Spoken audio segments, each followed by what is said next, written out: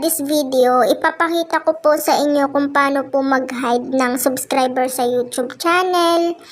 Para po sa mga ayaw po dyan na nakikita kung ilan po yung subscriber nila, madali lang po siyang gawin.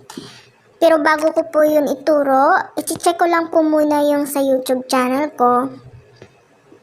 Ayan, yung Mintgreen Anne. Ayan po, nakikita po yung subscriber ko. Mamaya, i-check po natin siya kung makikita pa po ba siya o hindi. Then, exit po natin. Tapos, punta na po tayo sa browser natin. Pindutin nyo lang po yung Chrome. I-search nyo po yung youtube.com or youtube.com kung ano man po yung tamang pagbasa nun.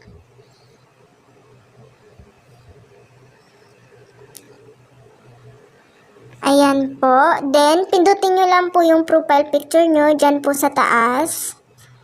Tapos, hanapin nyo po yung Creator Studio. Pindutin nyo lang po yun.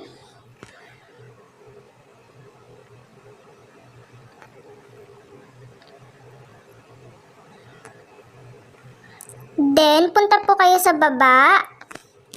Pindutin nyo lang po yung settings. Ayan po siya. I-zoom in ko lang po. Ayan po. Pindutin nyo lang po yung channel.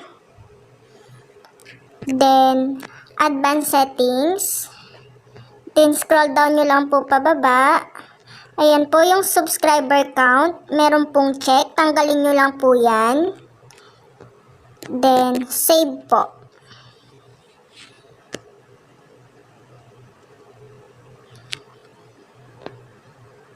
Ayan, nakasave na po siya. Then, balik lang po ako dun sa may profile picture ko. Isa-sign out ko lang po muna siya.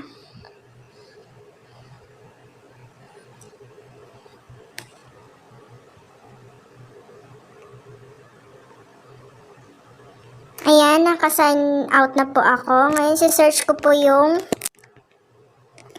YouTube channel ko, Mintgreen Anne.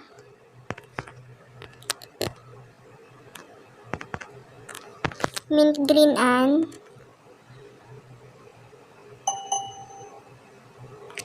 Tapos, pipindutin ko lang po yung profile picture ko.